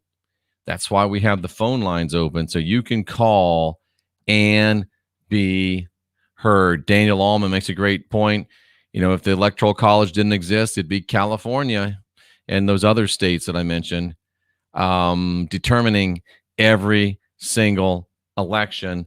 And Terry points out very, very well that President Trump is fighting for states' rights. Gramerica says that his 4 times great-grandfather died in a Confederate prison. Well,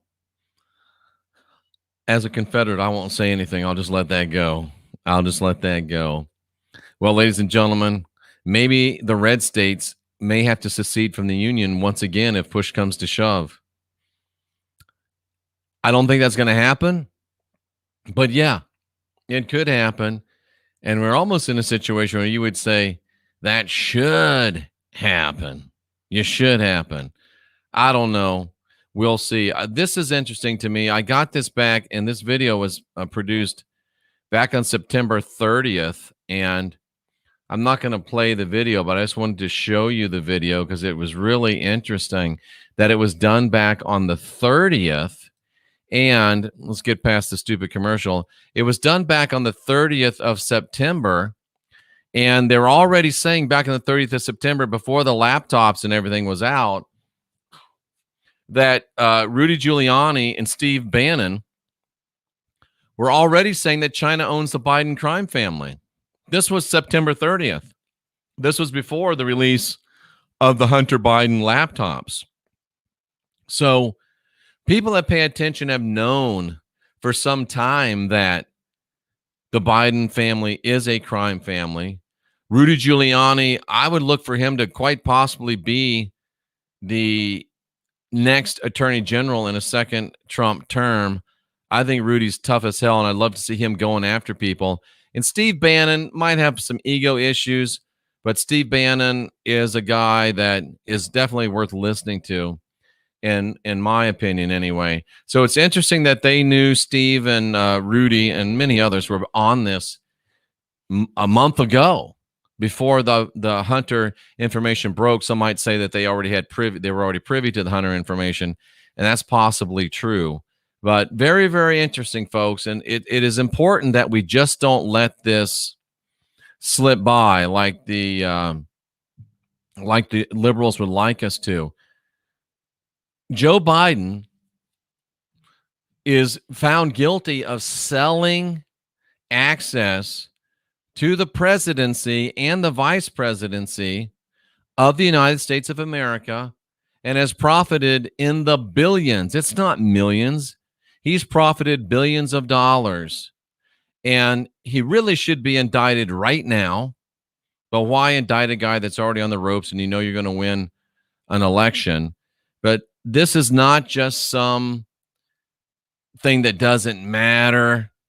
This is something that is probably the greatest political scandal, maybe in the history of the United States, other than a person not even eligible to run for the presidency becoming president, and that would be, of course, Barack Hussein Obama. A&R Reed says, at the end of the day, we don't know what's true or false. We need to let each other believe whatever they want. Number one is totally right or wrong. I appreciate you and I respect you, but I think we do know there is truth. And as a human being with an awakened and enlightened mind, we instinctively know what truth is, and we instinctively know what error is. And while people have a right to believe in error, it is inhumane to let them blissfully go on their way without informing them of their error. If you knew that there was if this container right here had good stuff in it, and this container right here had bad stuff in it, and you knew, and I walked up and took this and started drinking it, and you didn't tell me, you'd be a murderer. And I think that when you know truth, and you know objective information and you don't share it with people, you become very much analogous to a murderer.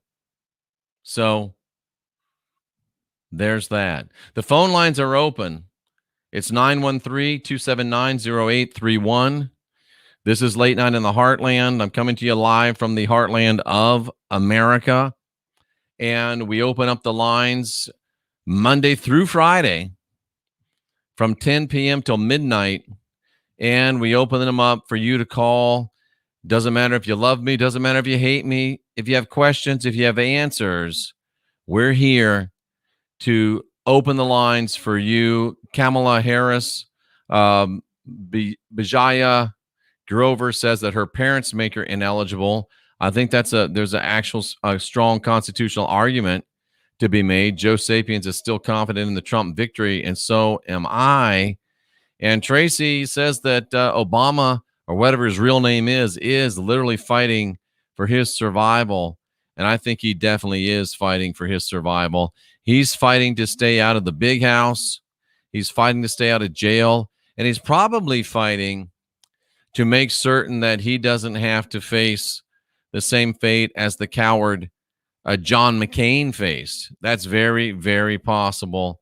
And I would say it's even very, very likely. I wanted to thank Daniel Arcidiacono for the great 1776 Super Pal chat. RC Diacono. Daniel RC Diacono, 1776 Super Pal chat. Obviously a great patriot. Thank you so very much for that. And the Super Pal chat is open if you want to help us with this work, because we are demonetized.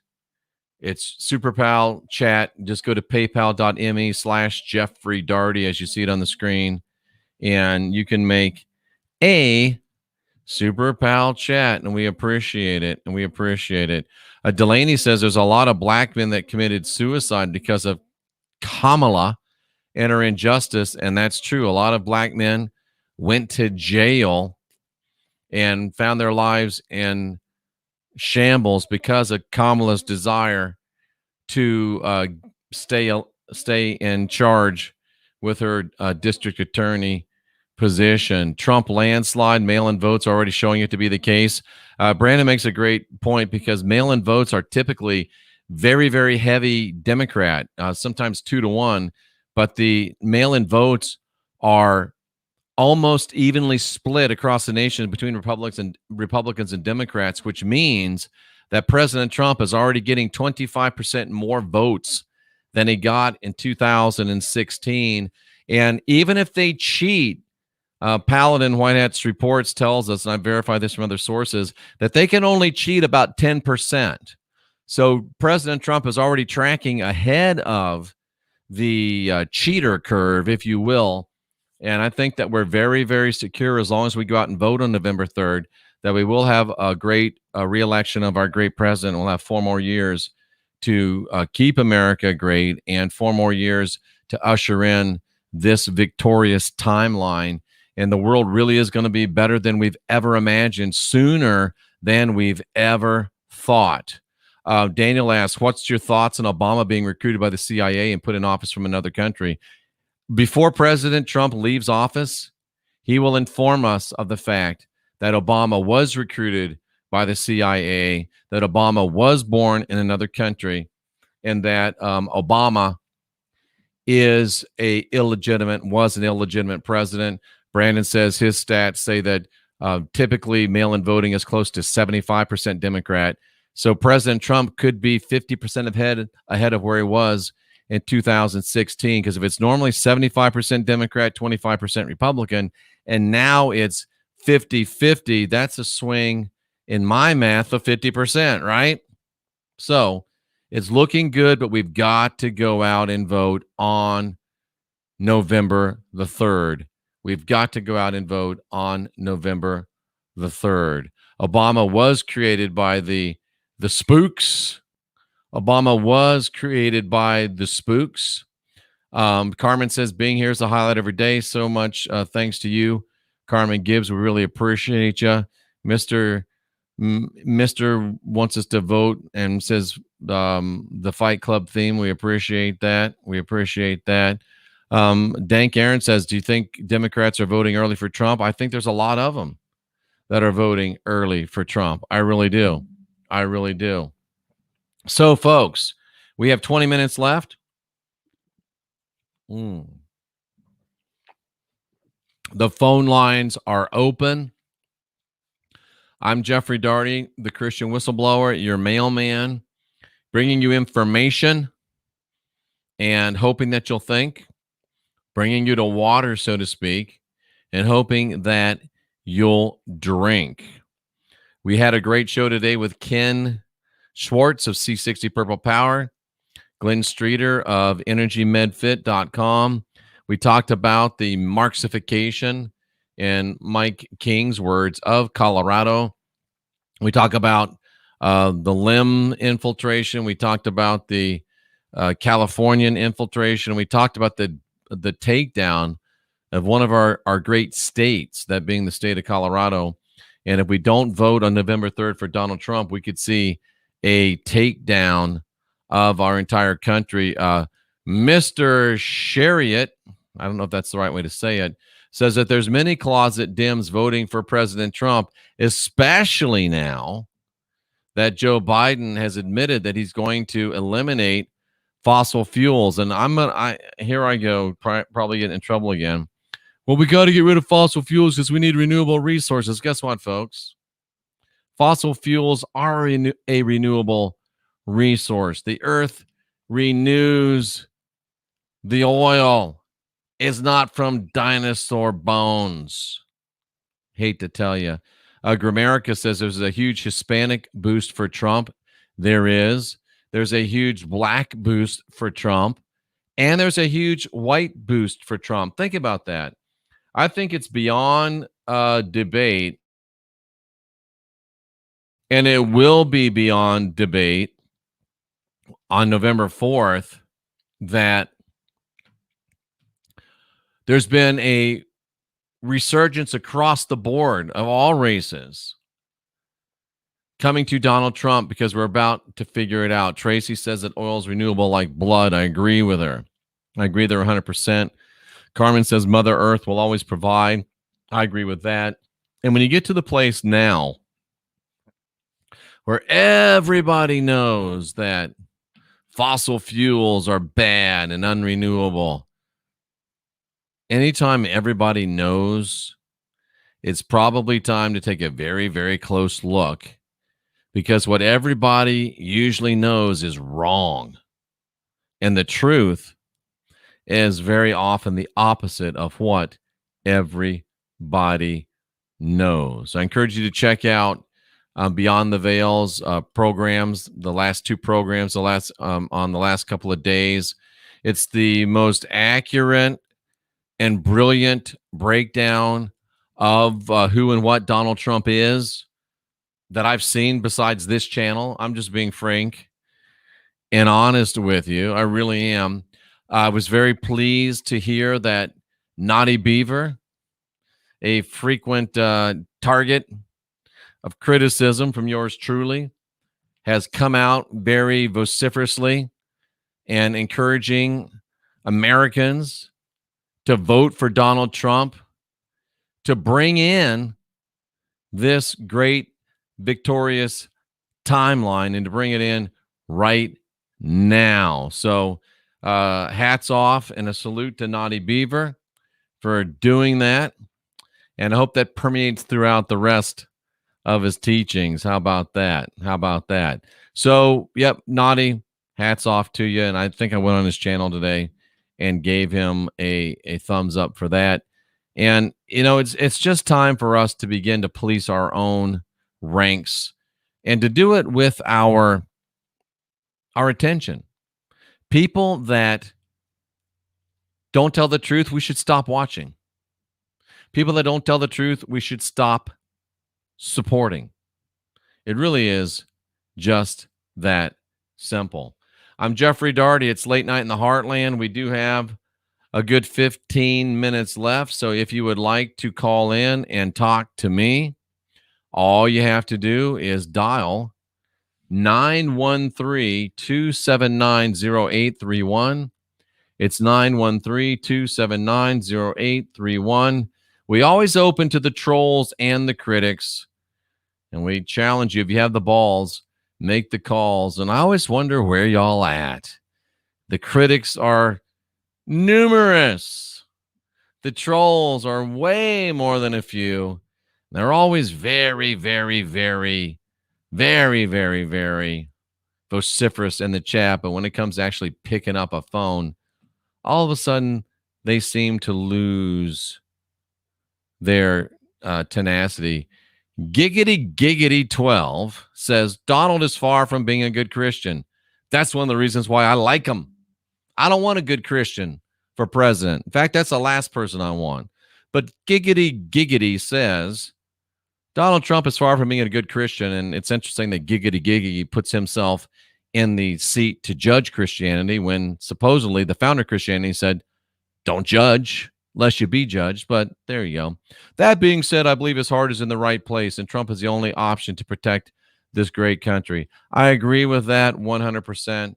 So I'll just move on past the rest of it without any further comment. Tracy, of course, right on cue, says, I don't want a good Christian POTUS. Me either. Julio says, have Billy Carson as a guest. I've invited him. Didn't hear back from him. He would be welcome to come on to the program anytime. I think I had to check out some of his stuff. I was on a show with him when Gerald Clark died, but at any rate, it's late night in the Heartland. You're live with Jeffrey Daugherty. What's on your mind? Hey, this is Gramerica from the chat. Gramerica, nice to hear from you. Hit me with what you got, my friend. So I was watching one of your videos on race the other day, Uh-huh. and I thought it was really interesting because I think pretty much the same with how you are. I've lived both in the ghetto. I've lived in the city. Now I live, in a rural area south of Cape Girardeau. So I'm hearing Elvis in my mind now that you said in the ghetto. In the ghetto. Anyway. Yeah, for real. But now I'm living pretty much in the middle of a cornfield, which is perfect. But I noticed that you said you were an anthropology major. Minor. I have 2 years of anthropology and geography. Okay. Well, I'm actually a anthropology major, a historic preservation major, and a archaeology minor. So we were talking about race. How each race but it would probably work out better if they were each their own. And not segregation, but in a way segregation. There's a strong argument for that. Now there are people like Marcus who called in last night. Very proud black man, very proud of his race. And he still thinks that we can be integrated. Cynthia still thinks we can be integrated. I still hope we can be integrated. But I just wonder, what does nature show us? What does history show us? I hold out great hopes for it. But in my anthropological mind can't separate myself from the rather clear demonstrations of history and nature. So yeah, I am where I am. Continue on. Right. I'm sorry. No, I was going to say, and for those who don't realize what anthropology is here in the chat, or those who are listening, it's the study of culture. Right. That's what we do. We study culture. And so there's a huge freaking difference in culture between races. And, you might not think it, but it's a huge difference. Those don't mix. It really doesn't. And young Pharaoh would say it's an insurmountable mixture, insurmountable barrier, and he doesn't see anything wrong with that. And frankly, neither do I. Right. I mean, it would be great if we could all get together, but I mean, shit, tribes in Africa can't get along with each other. They're the same race. You know what I mean? Yeah.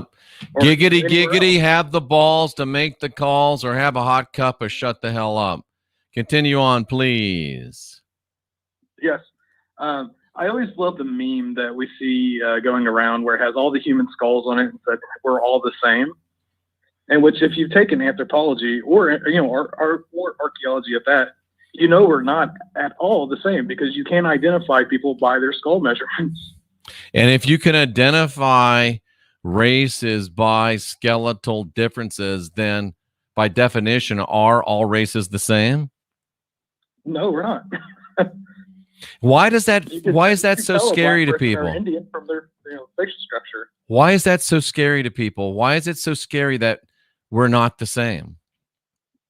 I don't know, but I think it gets a bad rap from what Hitler and whoever the scientist, who was a Goebbels, they were doing the whole genetic thing with the Jews. And that's allegedly doing that. Allegedly, yeah, that's right, yeah, allegedly, because anthropology was still pretty young at that time period, right? Compared to what it is now. Yep. And I don't think it's anything to dodge. I don't think it's anything to hide from. And I'm always of the opinion that when we embrace all truth, we're going to end up being more truthful people. And it's when we try to hide and dodge things that we end up living lies. And living lies is not good for anyone. Right. It's this whole the BLM movement this year, and we had an incident that went live on TMZ, where a young boy was on the side of the street dancing with his teacher. They were like in a dance class, and the guy knocked him out. Just stopped his car, got out, and knocked him out. That made I saw that. We actually kind of know the kid because we go to local wrestling, and he goes there as well. And so I've seen him and whatnot there. But it was so crazy for that to be national news for somewhere here, as little as it is. It's made me almost where you want to carry in the open public just in case. And that's the one thing that offends me the most is I am a person that loves all kinds of people.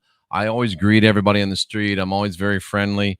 But because of what BLM has done, it has poisoned the mind of so many Black Americans that they're now jumping out of their cars, walking down the street, and just cold cocking white people. And because of that, I now can't just greet and be nice to every Black guy that I don't know, because I've got to wonder, is this damn fool been prejudiced by LeBron James and all his bitches, and is he gonna try to knock my wife out or try to knock me out? So I have to actually become a racial profiler because of what Black Lives Matter has done. Right. And I see somebody in the chat saying maybe the spread of fear separates us all. It really goes on both sides there, Carmen. I mean, it does. It blows my mind. It really does. And it's a sad thing. We should be able to love each other, accept each other. And for me to have to actually be afraid of Black people, not afraid, but be cognizant of them and be looking for a reason to be cautious rather than a reason to be inclusive. And that's BLM's fault. Right. No, I know that way back in 2008, I helped campaign for John McCain. I was still in high school. And as much of a piece of shit he was, it got me into politics, really. I actually got jumped by some kids at school because I had a McCain sticker on my backpack. Crazy. I was like 17 or so. And they were, Black kids. Good thing I had a knife on me, but that had happened. That was one of my first instances with, an opposite reaction to race. And the only reason is because I was white. Yeah. And that reminds me of a time when I was in high school, and I was a pretty popular kid in high school. I was a student council president, and I walked into a bathroom one day, and it was filled with Black kids. There was probably 20 Black kids in there. They were smoking dope, and they weren't good kids. And I couldn't get out. I turned to go out, but they stopped me. And they're like, "Oh, you're going to have a good time now, white boy." But fortunately, one of the guys that I play football with was in there. And he said, no, Jeff's a good guy. Let him go. And they let me go. And his name is Connie Hawkins. And I'll never forget him. And I mean, I was about to get my ass beat for no other reason than being white. And I'm sure there might have been a reverse situation where some poor Black kid was going to get his ass beat just because he was Black. But when you got people like BLM emphasizing racial differences, that's the thing that perpetuates that type of hate. And we have to get beyond that. Yeah. And another thing is the the crazy myth of the KKK. I live in and we live in the South. I live in the backwoods of southern Missouri. You would think if there was such a huge KKK prevalence that I would know where they meet at. You know what I mean? The only KKK members that are even close to even being around are a bunch of fat old drunks. Right. You know, and it's like it's not 1950. You know what I mean? Exactly. And that's another thing with the Democrats. They bring up this Russia shit. Are they living in 1980 with the Cold War? Well, it's just You know, it's just their go-to, like Joe last night. It's a Russian hoax. I mean, they know we know they got nothing, and even Joe's people know they got nothing. So I'm pretty sure that President Trump knocked out Biden last night, and they're just counting him out now. As long as we go vote on the 3rd, everything is going to be all right. It was pathetic. It was pathetic. It was absolutely pathetic. Do you have anything else for me? Giving up halfway through. No, that was pretty much it. I was just, wanted to call in. So, that's pretty much it. I've actually got a book right here about the KKK because I just had the feeling that what we're being told isn't always the truth. So I got this book that's called Nathan Bedford Forrest and the Ku Klux Klan. Bedford Forrest was great to his blacks. People don't realize that. Yeah. The one that stuck with him through the war, he gave all of them money, all of them land, and there was only, I think, 1 or 2 deserters at the end of the war. Yeah, because to Nathan Bedford Forrest, they weren't blacks. They were Confederates. Right. So that's interesting, the things that we learn and the things that we hear when we're willing to open our, I only put the hat on because it was on top of my books, but it's appropriate. This is a great call. I really appreciate you calling in. We're about to wrap up the show, and thanks for making the last call one of the good ones, and I hope that you'll call back again. Definitely. Thank you for the great show, Jeff. Hey, my pleasure. Take care. And with that, the phone is off, ladies and gentlemen. Well, somebody's on hold. I'll do it. It's late night in the Heartland. We've only got about 4 minutes. Yeah, I'll make it fast, Jeffrey Dard. This is Super Galactic. You know, when you was showing that video on YouTube about Chris Geo, you was talking about your name Daugherty man got a P destroyer. So that inspired me to look up my name, which is Paul, and my last name is Bruce. And what Bruce means is town. Let's see. I think I got that. Yeah, town. And Paul means small or humble. And I put that together. You know, you could think small town, humble town.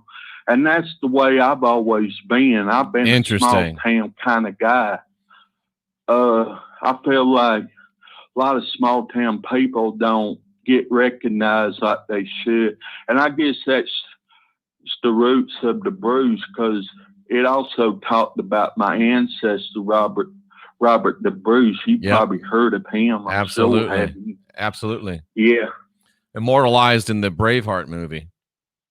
Yeah. And when I watched that movie, I'm telling you, Jeff, that brought tears to my eyes, seeing how they fought in battle. Yeah, it was the call of your ancestors you were hearing. Yeah. That's a great call. Thank you for topping up the night for that. I really appreciate it, and I hope that we'll hear from you again, my friend. Thank you. Take care. What he's referencing is my name, Jeffrey Daugherty, means the peace of God and the destroyer. So I try to bring the peace of God, but along with bringing the peace of God, I'm bringing destruction to those that seek to keep and steal the peace of God from any of my people. I am Jeffrey O'Dougherty, and I will remain Jeffrey O'Dougherty from now until there's no breath in this body. I will remain the bringer of the peace of God and the destroyer of those that would steal it from any of our great people. And speaking of great people, go to the small towns across this country, and that's where you'll find the very best of what America is. And you'll find that in the big cities too. Ladies and gentlemen in the chat room, much respect to you, the great moderators. Much respect to you. I'll see you again Monday night for a new week of Late Night in the Heartland. It's an honor. It's a privilege being your host. And you are the chat room with the most. This has been Late Night in the Heartland. And I want to thank you personally, every one of you, for making my day. We'll see you next week.